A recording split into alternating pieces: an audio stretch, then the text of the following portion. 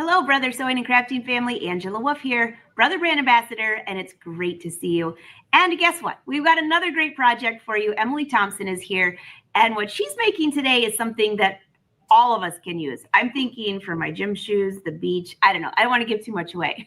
So pop in, say hi. We're live in the chat today. So we're on YouTube, Facebook. If you're on there, don't forget to subscribe. If you're on Facebook, click follow. You'll never miss a live show. So without waiting any further, let's bring Emily Thompson up. Emily, how are you? I'm good. So glad to be here today and excited about the project we're going to be making. I'm very excited about this. So give them a little hint of what they're going to need here. Okay, so I have 3 kids of 3 different ages, and they all do at least one sport or activity. Most of them do 2 or 3. So we have sports shoes coming out of our ears at this house. And I'm always trying to get them to organize. I mean, literally, I should have taken a picture of in our garage, right in front of our door. It's just like shoes. You have to like walk through the minefield to get in the door. So in my quest to organize, especially as I'm thinking about back to school, this summer, I sewed up several themed little cinch sacks that are shoe size, and I adjusted the size a little bit depending on the shoe. Basketball shoes are bigger than, like track cleats, those types of things. So I already this summer made several of these cute little bags, and I'll give you the close-up. And I found fun sports themed fabric, which was great. And so you can easily tell, okay, the golf shoes go in this bag, and they're easy to throw in the wash. They're just cotton. They cinch up. You can put it over your shoulder, or you can just carry it. You can grab a few. So really easy. So we made these. I also made one for our pickleball paddles and balls that kind of go everywhere because I found this fabric, so I was inspired. And then today I'm going to make a larger bag for some basketball shoes and a smaller bag for my daughter's cheer shoes, which she just got. And then I thought we'd put a little bit of iron-on vinyl on as well. So I don't know, we probably won't complete both bags, but I just wanted to talk through a couple of different features, because the basketball one is the quilting cotton, and then the one I'm gonna do for the cheer shoes is like a sweatshirt fleece. And actually this was the fabric that I made my very first cinch sack out of, or this type. And you don't have to finish the edges. It's really easy because it's just this non-fray fabric. Doesn't have a lot of stretch. It's like that just tiny bit of stretch that a sweatshirt fabric would have.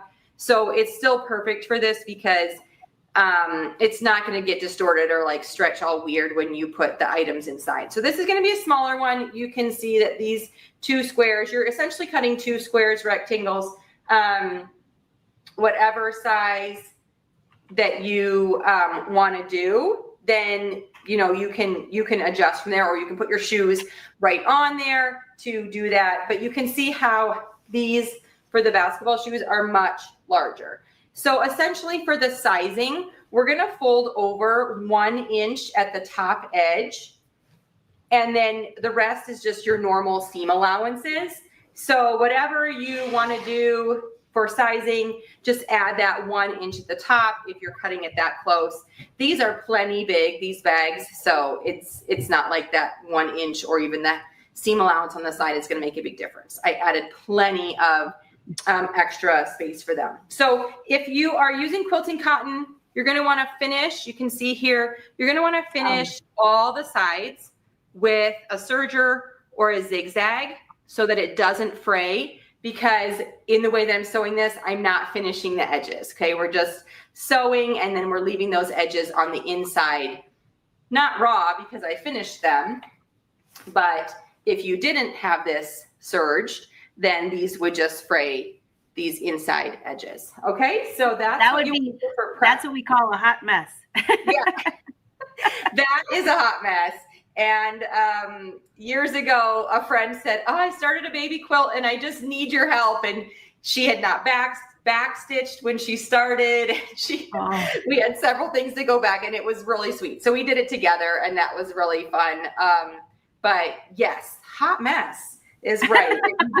So I love this idea, and I'd love to see in the chat to have different bags for each. It's a lightweight, so you can hang them up. I'm going to do this myself. I have different shoes, tennis shoes for fishing, different shoes for walking, different shoes for the gym.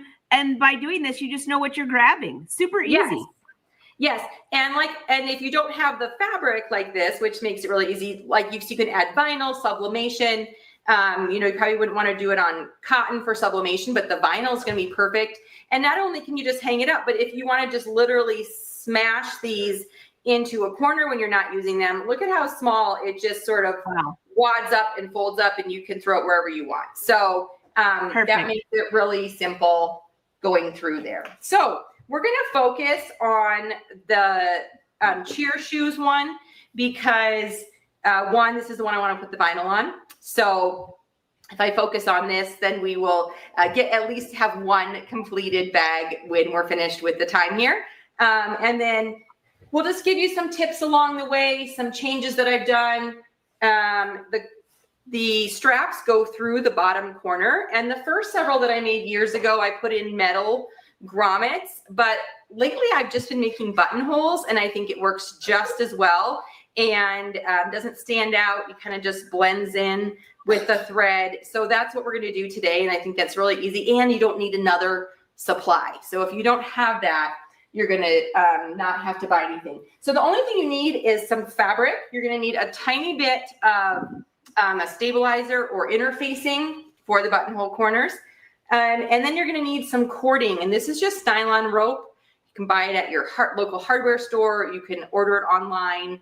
I am at the very end of this gray, and I've had this bundle that I had bought, and I've been using it for years. And then when I was making these this summer, I purchased this white. So it's not too thick, maybe 1/4 inch. And you could make it, if you want thicker straps, that's fine.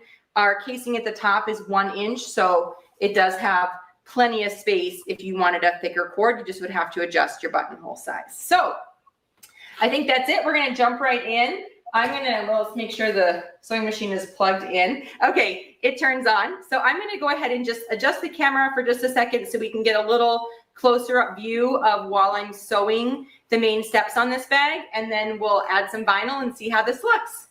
That sounds good. All right, I'll take you out for a sec. We can hear you, but can't see you just for a moment.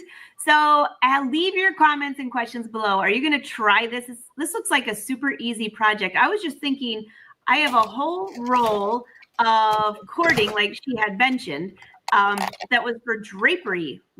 Something in the drapery section is where I found it. And I don't even remember. Oh, I used it for piping, and I don't need it anymore. So this is going to be a great opportunity to use that cording. Yes. Anything left over from like a piping project, it would be perfect for this. So the one thing we have to do is, and you can see, is make sure that you burn, or the edges tend to fray on this particular one that I have. So I'll have to grab that too, because I don't think I grabbed a little lighter to singe the ends. Okay, so we're going to start. Let me just pull this back. I have the 2 pieces of the same size fabric. And so I'm going to begin by going ahead and turning down the top inch of the fabric. Actually, nope, I'm not going to. Okay, we're going to do right sides together. Sorry. Just trying to remember how I put this together the other day. We're actually going to sew the 3 sides, but we're going to leave the top 2 inches unsewn. So then we can easily fold it over. So you can measure if you want, you can estimate. It does not have to be exact. I'm going to put a pin about 2 inches down on the side there. And then I'm going to go ahead and do the same thing on the other side with that top lined up. So I just have my grid mat right here, so I can go ahead and mark those. So I'm going to sew down this side, across the bottom, and then up the other side. Again, this literally is like 3 seams and a couple buttonholes. So not extensive sewing, which is why I'm just doing it here on my table so we can kind of work. And I'm adding a couple clips to the bottom so that it will just all stay in place a little bit better while I'm sewing, and that hopefully I don't get things too wonky. And there is a tiny bit of stretch in this fabric, like I mentioned, so we just want to keep it all organized. I'm going to go ahead and just use a straight stitch for this, and we're going to stitch down one side across the bottom and up the other side.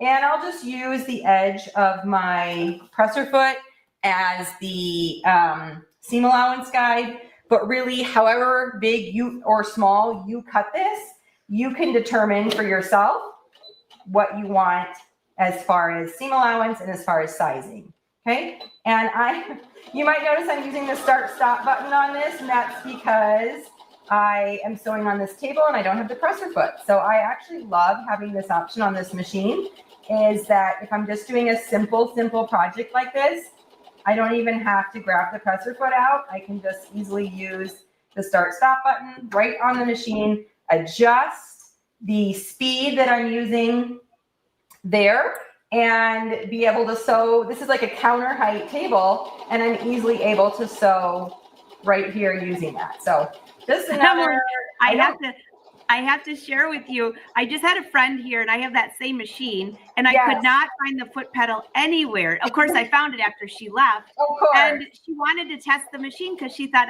she might buy. She was debating on buying that one or a different one. Yes. I said, well, come and try them out before you go shopping. So she came over, and I could not find the pedal, and I go, just sew like this, and she was like, you can do that? I go, yes. Yes. It really is. Or if you don't, you could have an aversion to foot tables or to foot pedals, or if you're just in a spot where it's really, really inconvenient to plug one in, it just really is an option. I'm even back stitching right here, and then we're going to cut the thread. So, I don't even have to hardly do anything to get that sewed up. All right. So there we have the 3 sides sewed up, and we did leave those 2 inches on the top open. All right, now you have a couple of options here. If you want the edge of your bag to be the most finished looking, you can fold over the seam allowance on both sides of this opening and sort of stitch it down. Okay, so I'm going to do that. I'll do it on one side, and then the other side I won't, and you can just see the comparison of how it looks. So I'm going to fold over, I don't know, I have probably 3/8 of an inch, and I'm going to just stitch that down. Okay, so we're just making a little seam or a little hem right there.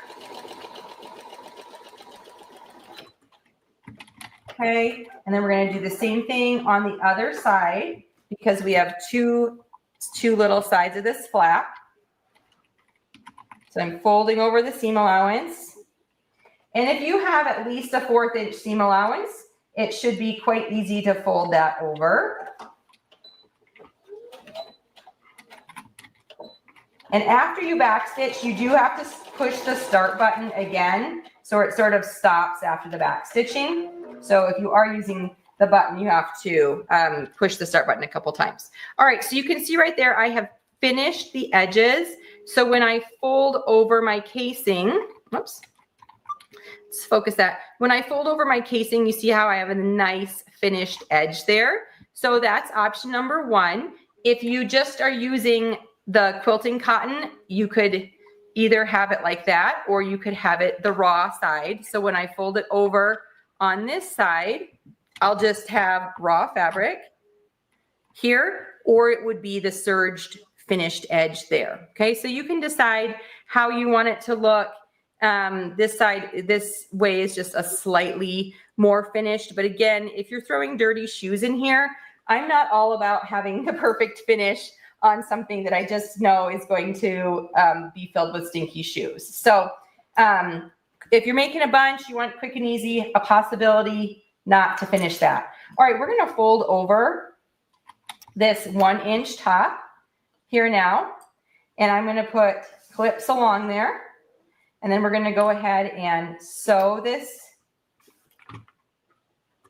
down. I'm going to actually try to sew on the right side, only because my bobbin has orange thread in it and I don't know if I really want an orange seam across there. Whereas my top thread is gray, which will match this really well. So we'll see if we can, I think I can sew from the right side of the fabric. So I'm going to fold over both sides while I'm doing this. Just get it ready to go. Again, about an inch, not quite. If you didn't leave that much of the opening at the top, then don't fold over that much. I would do at least a ½ inch just to make it quite easy for your cord to slide through and the cinching action to happen back and forth. All right, so now we're going to go ahead and sew this. And I'm going to stitch. I'm stitching on the outside of the fabric. I'm using my finger here to feel where the fold is so that I can sew on the top edge, but you could go ahead and obviously it'd be easier to stitch on this side. I just am not changing out my thread at the moment. All right, make sure you back stitch because this corner here is going to get quite a bit of pull on it as the sack is opened and closed and cinched and uncinched. So do make sure you start and stop well.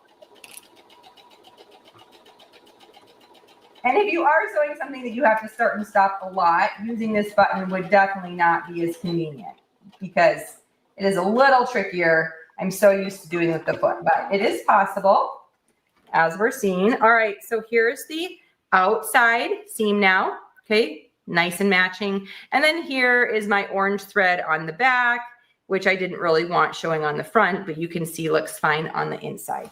So let's do the other side.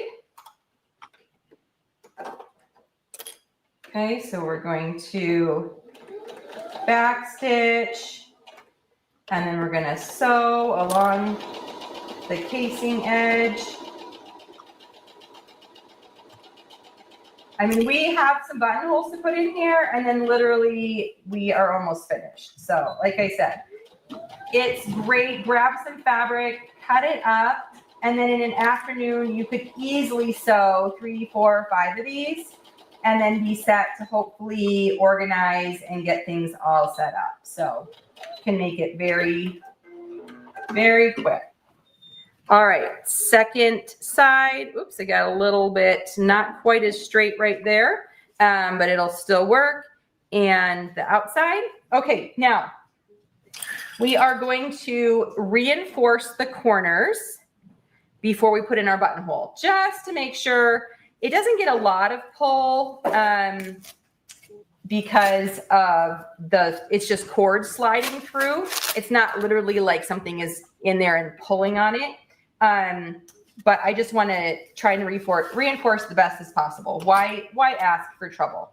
Okay, so I was working out some different processes, and I decided last time when I did this that actually just using some adhesive stabilizer was a quick and easy solution to reinforce the corners. So I cut some triangle pieces of stabilizer. And I'm going to demonstrate here and then unpick the backing. That might be the most difficult part of this whole situation here is getting it started. All right, so you're going to take that stabilizer and then you're going to literally just stick it in the corner. Okay, and you can make it not too big, but just enough so that when we put that buttonhole there, it's reinforced. And I'm going to do it on both sides of the fabric. Okay, so you need essentially four triangles, back and front for 2 bottom corners. And again, getting that off the backing might be the trickiest. You don't want to stick it over your stitching line because then it will just be a fold because we're going to turn this right side out here in a minute. So really about a square, couple inch square, and then cut the triangles, and then you'll have those pieces that you can go ahead and stick on the corner. And you could also, of course, use fusible interfacing.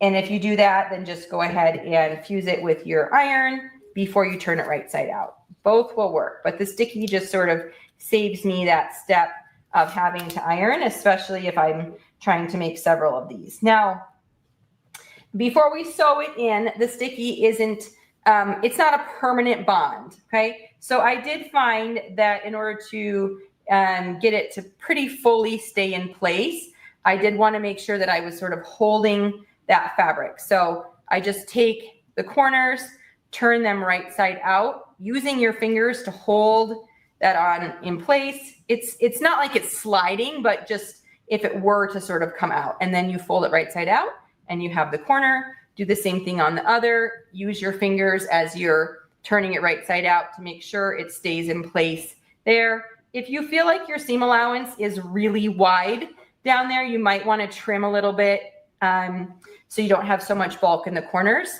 but I'm okay with how these turned right side out. Okay, so now final step on here is to grab our buttonhole. And we aren't really doing a button. So you're literally just going to adjust the size based on how big you want the hole. And my cord is not very thick, so I can really just do about a 1/2 inch in there. So you can set it however you want. Sorry, it's a little bit, see if it will focus on there. Okay, so we're just adjusting about like that for the size. Again, this doesn't have to be exact. So it can be a little bit big or a little bit small, and it's still going to be fine. So we're going to put it into the machine. Okay. We're still going to bring down the buttonhole tab. I don't even know exactly what that thing is called, but that's what will actually sew the buttonhole the correct size, because it goes between the pieces on the machine. Okay. So we put that down. We have our guidelines all set up. Make sure you have the needle is still threaded, which it is. And then we're going to go ahead and select the buttonhole. Oops, not that. So I got to scroll through the pages on this machine. It's been a while since I've done a buttonhole on this one. Actually, where am I missing it? Use it down here. Okay. Sorry, got to go back to the home screen. Seriously, I haven't done a buttonhole on this machine in forever. So we're exploring together. So back here to the home, these are the regular stitches that I was scrolling through. You have some more decorative stitches. You have the side-to-side stitches, and then and the fonts. You got so many things you can do on here. Here's the buttonhole. So we're going to grab that. I'm going to do, let's see, I think it's, do they have just the round one? They don't have just the oval one. So I'm going to do just a square. Okay, normal square buttonhole, we'll select that. We're gonna raise the presser foot, you can do it at a little bit of an angle. You can do it just up and down, does not matter, however you want. Again, you just wanna make sure that it's over the place where you stabilized. Then we're gonna go, so you're putting the direction points at the front of your buttonhole. Okay, so I have the fabric to the back. Where it's going to go, you're going to hit start. It does the back up first. A little bit bigger than I thought it was going to be, but that's okay. Then it's doing the zigzag on one side, go across the back, and then it'll come forward.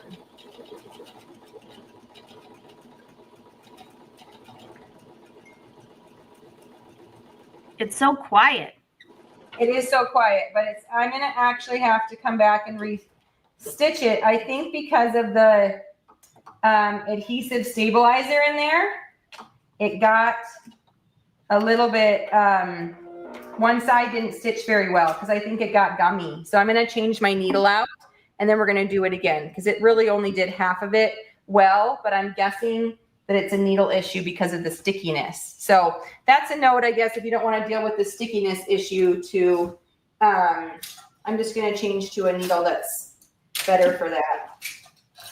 So by the way, while you're changing that, Emily, since we're live in the chat, I know some people are going to ask, when you were sewing the bag, what needle were you using? 11, 12, what size? Oh, goodness. Yes. I just grabbed, I can check the thing. I just grabbed a universal needle this morning because this had been used for embroidery last. So I didn't have any needle in it. It was an 11 as I'm looking at it. So yep, just a universal 11 needle, and it is a little bit sticky as I'm feeling it. So I'm going to change to an anti-glue, actually a little bit fatter needle for this, since it is pretty thick. You know, I'm showing through 2 layers of sweatshirt fleece here, so it's a little on the thicker side. Yeah. So drop your questions in the chat. Even though we are live in the chat, we still can answer those for you. And if you're watching the replay, also leave a comment, because we love to know you're here, where you're from, and what's on your sewing table. And are you going to try this project? So if you have any questions, drop them below. And don't forget to subscribe on YouTube and follow on Facebook. All right, so we're going to try the second one here and see. And then on this first one, I'll probably just fix it with a zigzag down that one side, because the ends are fine, one side is fine, and I just need to fill in that other side. Again, this isn't going to be on a shirt. You're not going to see it like right in the front of something. So we are just wanting it to be functional, not necessarily so beautiful is not as important. So, and I love buttonholes. You just get it started. You just keep guiding the fabric, but it's doing its own thing. I don't really have to play any role in this.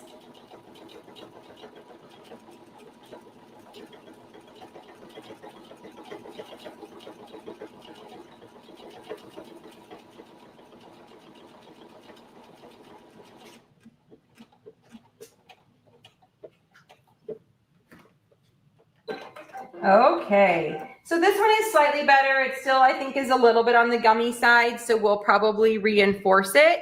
But you can see we have a nice buttonhole there, and on the back we have the buttonhole in orange, because that's what I had for that fabric. So I'm just gonna quick change out the presser foot here and fix that one side of the first buttonhole so we can finish the project. So we're gonna go back to the home screen. We're gonna choose the regular. I'm gonna go to a zigzag, and then I'm gonna make that zigzag narrow. And so if we hit, let's see, goodness. Okay, we want it, I don't want it very wide because it's actually very narrow, but I want the stitches very close together. So we're gonna make it narrow and close here. Okay, and then I'm just gonna stitch that down that one side.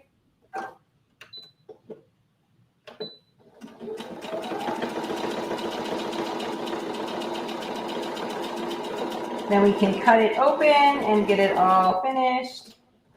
All right, that seems like it fixed it pretty well. Yep.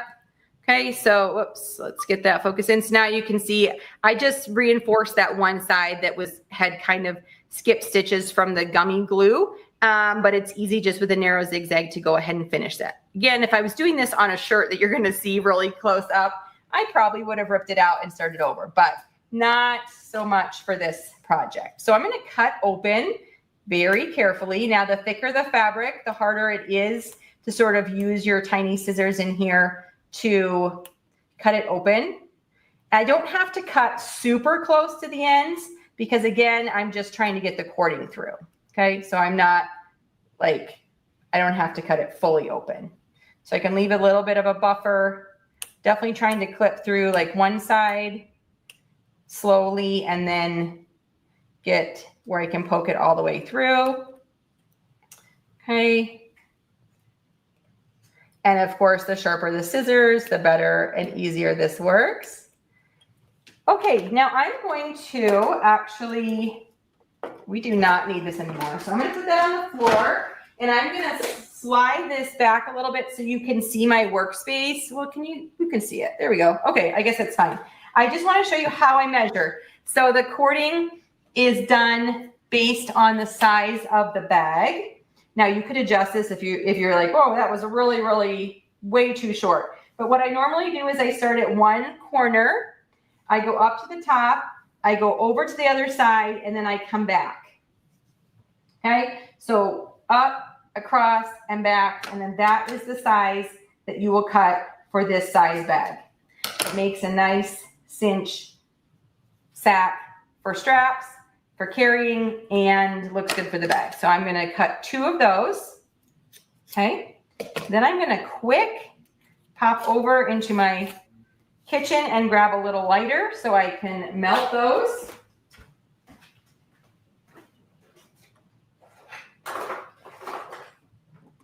This is such a fun project. I always forget, when you're talking about lighting the ends of the cording, I always forget to do that. I'll tie a knot and then it ends up all frayed, but sometimes it ends up cute, but you have to have the knot. Yes. I just have found that this particular cord, the inside and the outside aren't attached to each other. And so if I don't melt it together, then the inside kind of like creeps inside. So I'm just going to really do a quick melt and then don't touch it right away. It's pretty warm, but just going to do that on the 4 ends. It doesn't smell great, just as a warning. It's a little bit stinky plastic smell in here, but it's just kind of quick and easy. I don't know if you like playing with fire, it's a little excitement here in your morning. Okay, so 4 ends that now hopefully won't fray as much. I mean, with a lot of wear and tear, they absolutely might, but this is going to buy me quite a bit of time. All right, so now we're going to prepare the bag with the threads, and I'm going through the bag steps fully. At this point, I probably would put the vinyl on, but it'll be fine. This bag will be able to lay back flat when we're finished. So you're going to take 1 cord, and I'm using a bodkin to thread it, but you could absolutely use a large safety pin. I'm starting at one side of the casing. Okay, so we're going to go through. I'm going from right to left. Then when I get to the other side, I'm going to come back. Okay, so we're just going around the circle at the top of the bag. And then this strap is now on this right side. So we're going to come down, we're going to put it through the hole, and I'm going to tie these 2 cords together. Okay, so that is the one side of the bag. Now, to do the other one, you're going to start at the opposite side. So for this one, I threaded it from right to left first. If I just flip the bag, we're going to do the same thing, but we're going to start on the side that just has the cord going around. So the opposite side, don't start on the same side twice. So you're going to grab the cord, take the bodkin. I'm going to go through the casing again. So your casing has to be able to hold the cording twice. That's how it gets the cinch aspect. Around the corner, back through. This time my ends of the cord are on the opposite side of the bag. So now I have the cords coming out this side. On this way, I have the cords come out this way. Trying to even them up a little bit because it's easy for them sort of to slide and get uneven. And then we're going to grab those ends. I'm just tying the 2 pieces together as one in a knot. You could do a square knot, you could do it different, but I've just sort of done a knot on the end. And now, if you cinch it, it cinches up the sack nicely.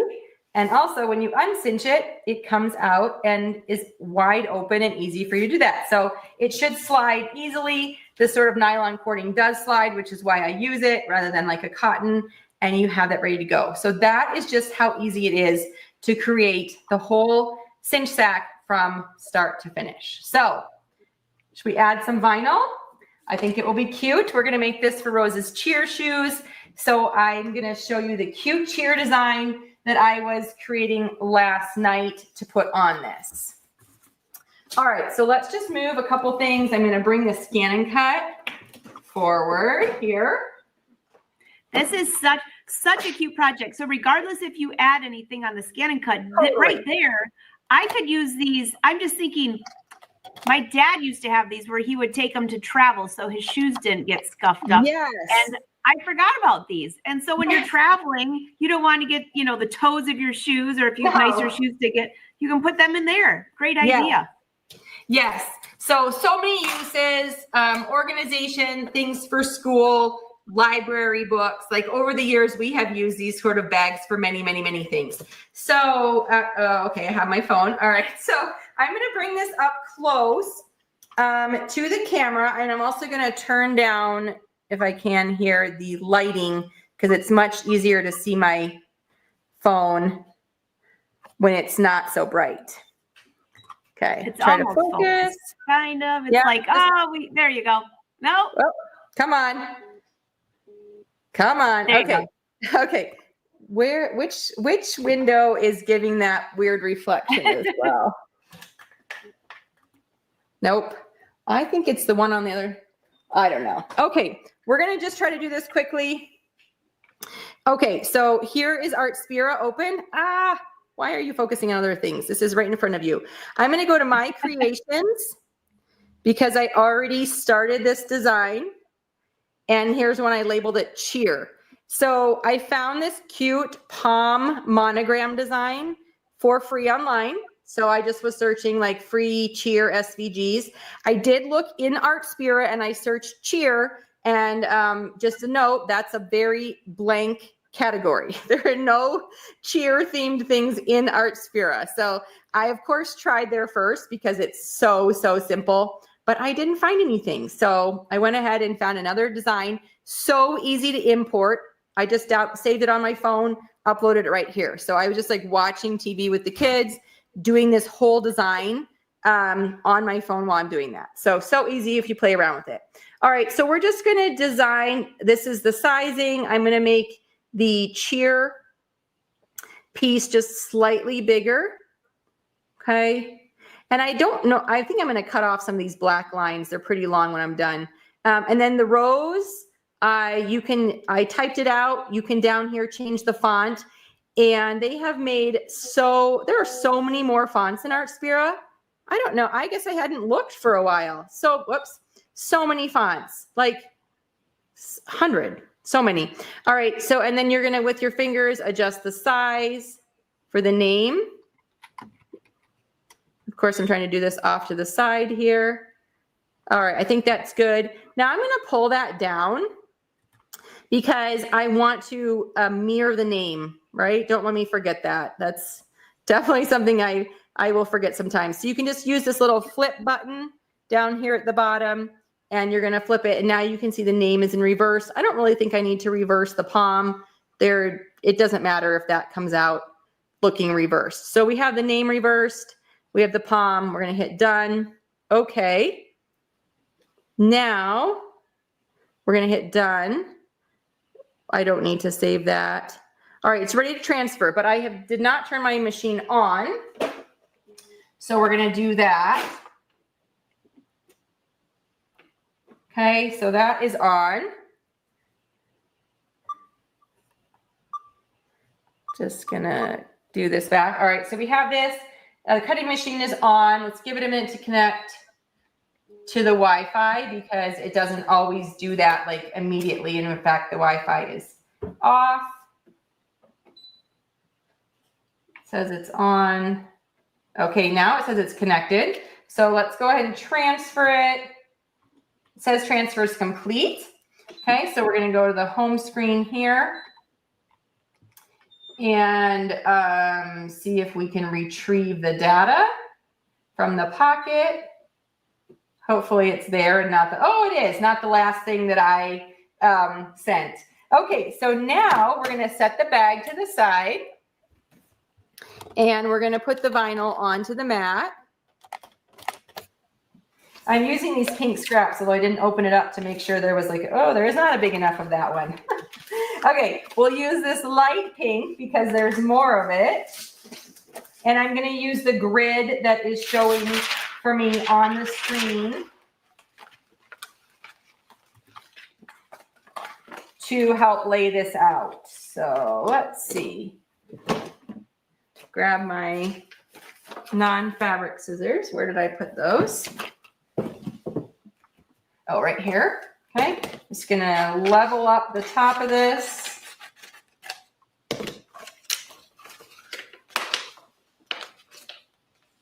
And okay, so we're adding this. The rose is down a little bit farther. Maybe I'll cut the rose from the hot pink So this is 1, 2, 3, 4, 5 inches. Okay, so I'm just going to trim this. So I'm going to put that, I think I'm going to put the hot pink for the lettering. And then we'll have the other one in. And you know what I'm doing? I'm putting it wrong side out. It's been a while since I've cut heat vinyl, apparently.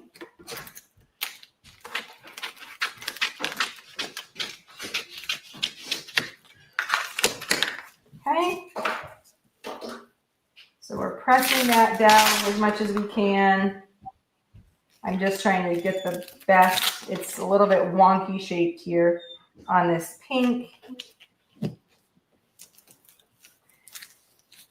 Okay, press that firmly so it will cut nicely. The shiny, clear side should be down, and that is not what I did the first time. So that's why I was adjusting that. Okay, and then we're gonna add this hot pink down here. Hopefully I'm putting it in the right spot. I think so. I do love the grid so that it does help me with placements when you're fussy cutting. Now this is where you can use the scan feature to scan it in to make sure that it's exactly in the right spot. Maybe I should do that to show that. I'm also going to remove the rotary blade that I had on here, put in the just auto blade. And I'll show you how the scan works real quick, because that's just when you are doing some of this fussy cutting.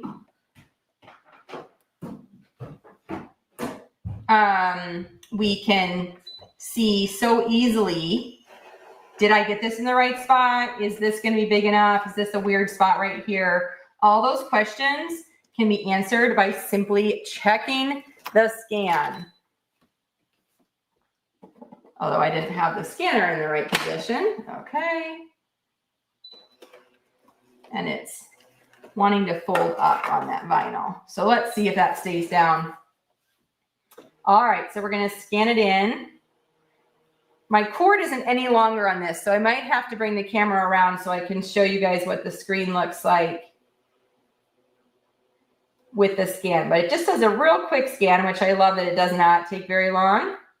And then I can see, okay, the rose is actually in the right spot, but the bottom of my palm is a little bit off. So let me show you what that looks like. I'm just going to bring the camera in, hopefully, here. Okay, so I muted myself. Sorry. I'll take you out just for a sec, and then I'll bring you back when the camera is ready. And if you guys have questions, don't forget to drop them in the chat, too. All right. Okay. She's almost there. Yeah. There you go.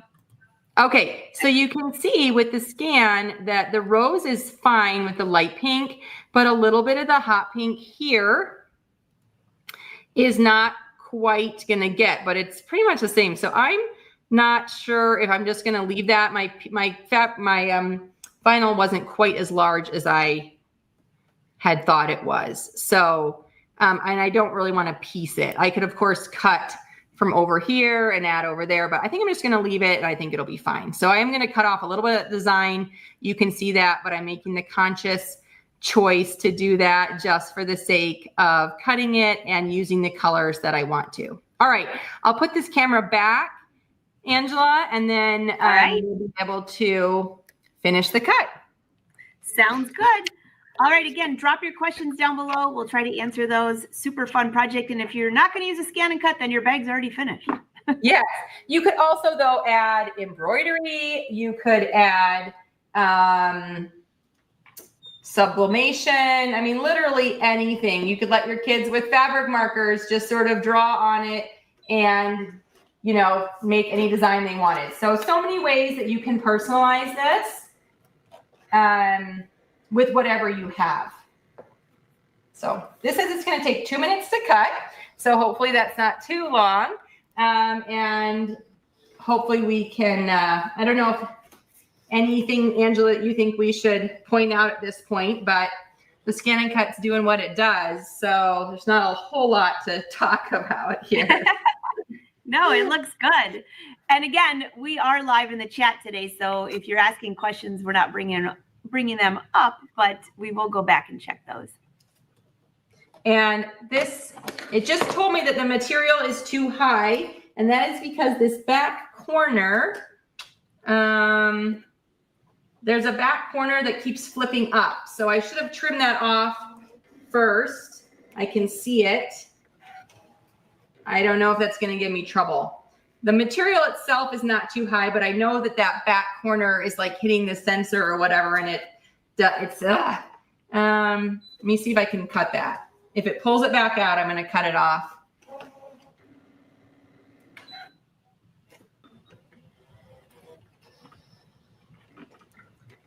Looks like it's working really good now. Working great. And I can see actually the little bit here that it did, that corner of the one little piece of palm, that it is cutting off. So where my fabric or my material was a little bit too small. So hopefully it doesn't look too blunt, but I think with just like a palm design, you've got sporadic things happening all over the place. I can't imagine that a little end cut off is going to be too big of a deal on there. So now it's cutting down to the rose. Good thing we remember to mirror it. Remember any names or things that matters, because this design will be flipped over when we press it on. So you want to make sure that you have mirrored those pieces. All right, well, this finishes the last minute. I'm going to go ahead and plug in my, well, it's done. Plug in my heat press, because otherwise I won't be able to finish this project here. So we'll go ahead and plug that in real quick. I should have done that a couple minutes ago, probably. All right, so while that is heating up, we can go ahead and weed this part of the design. So I'm going to unload the mat, and now we can move this out of the way. We shouldn't need that anymore. Grab my picker tool here, and we'll start with the rose. I'm just going to trim off a little bit of the extra so I don't have to weed as much.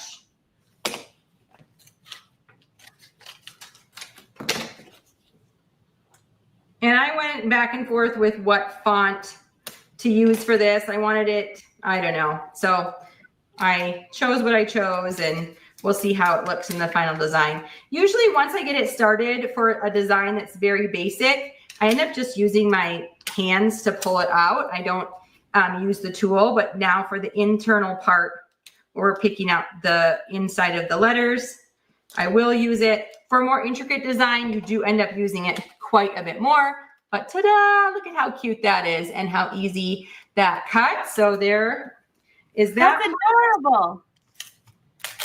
And then we're going to pull this off, and I'm going to cut off this extra vinyl. And then, like I said, I think I'm going to cut off those black like bars that were there for the monogram are pretty long. I do not think I want them that long sticking out. I don't know. Seems like, well, maybe if I was putting a longer word, but the rose is short and going to be in the middle. So I might end up cutting that way. Okay. And then we're going to weed this. So I'm going to see how this Rose is Rose is trying to figure out what you're making for her. She is. She's like, she heard her name. What are you doing? What are you talking about?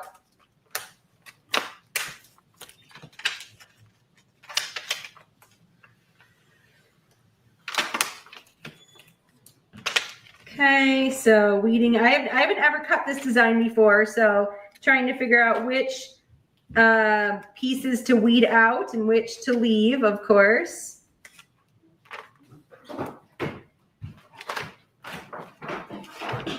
And then I think I am going to cut off a little bit of this extra bar. Okay, so this one has a few more tiny pieces, so you can see that I am using the tool more, but it's pretty easy to see where to grab. So let's get this big chunk off here, and then weed out the other little small pieces.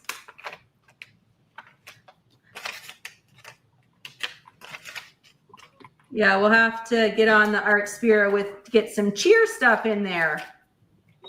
Now that I have a girl who's doing cheer.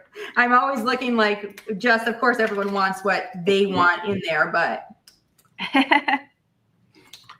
Art Spira has added so many new things. We were just talking about it the other day. Sarah Vetzer was on there. There's like over 300 fonts. 300. Yeah, I was shocked last night at the font selection. I think there were, I don't know, maybe, I mean, I've done stuff on there, but I don't think I've done a font in a while. And so there were like 20 last time. And now so many, like literally something for everyone. So Emily, we'll ask you then, and I'll ask everybody watching, because if they watched the show last week, they know we were laughing about this. Look at how good that looks. So cute. I love it. So we got a question for you. When it comes to fonts, when you scroll, do you ever make it even past A or B? Because there's so many. I mean, not very good. Not if I found something I wanted. I think this was in the C's today, okay. But that's still not down very far. I'm like, this looks good enough. Okay, done. All right. So now I'm going to we're going to move the mat. We're going to put the heat pad here. We're going to put I'm going to uncinch the bag, right? So we can lay it as flat as possible. Okay. And I'm going to put the palm on first, because then I got to stick the rose in after. So we're going to put that sort of centered.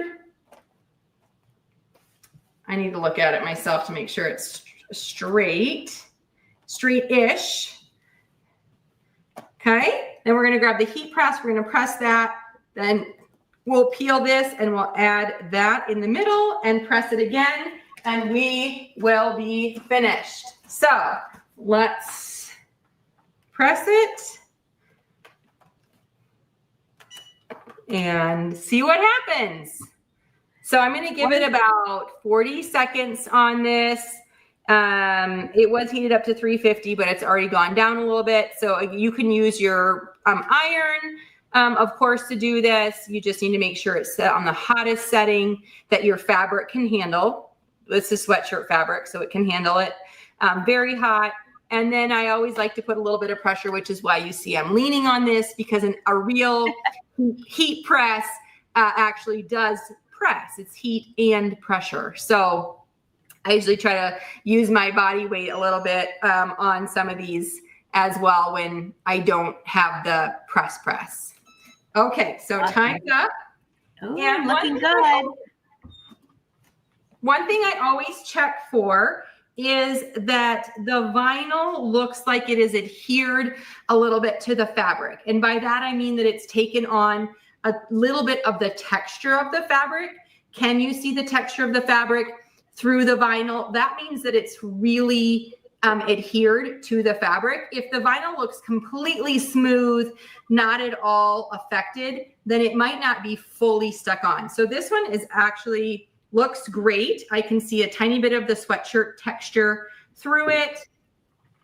And we're going to do a trial. It peeled off perfectly.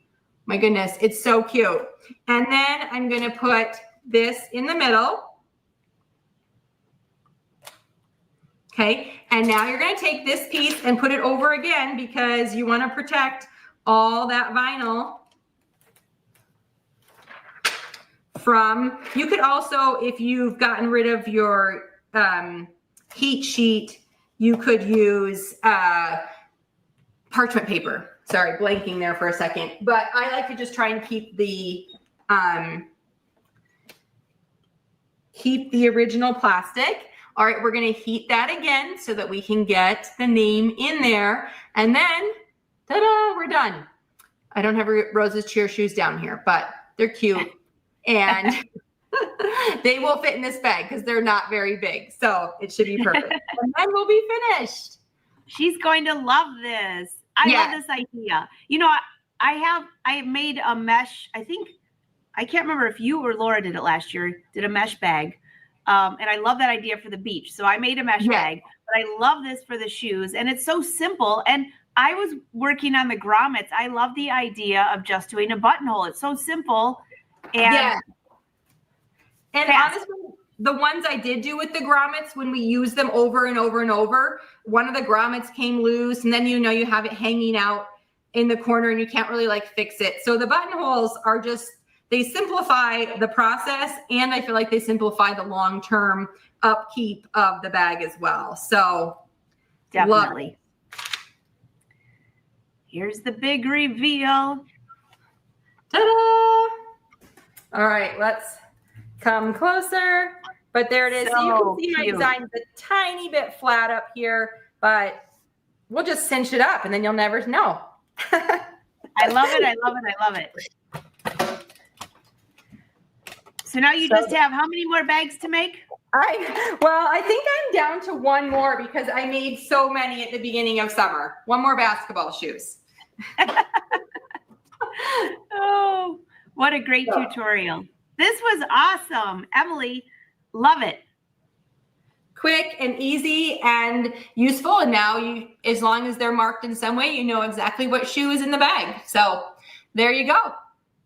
So answer us. Are you going to try this? Because if you do, don't forget to use #BrotherSews. Very fun, easy project. I always think about, I don't know why this time of year, I'm always thinking of gifts too. Yes, and I just think that for some of my nephews, when I always end up buying them, I don't know why I don't make them, but I'll buy them like a sports shirt or something. Yeah. That would be a great way to give them their gift, because then they can have their tennis shoes in there from their sports or soccer shoes or whatever. Yeah, lots of options. Super fun. So I'll bring our websites up so you can see down below. There's brothersews.com, angelawolf.com, lifesosavory.com. Be sure to follow us on social media. We love to see what you're working on as well. And don't forget to subscribe. And we all have YouTube channels, so be sure to subscribe to our YouTube channels. There's sewing and crafting every day. So much. Emily, thank you for such a great project. Thanks. I'll see you next month. Can't wait to see what you got for us then. All right. Bye. Bye.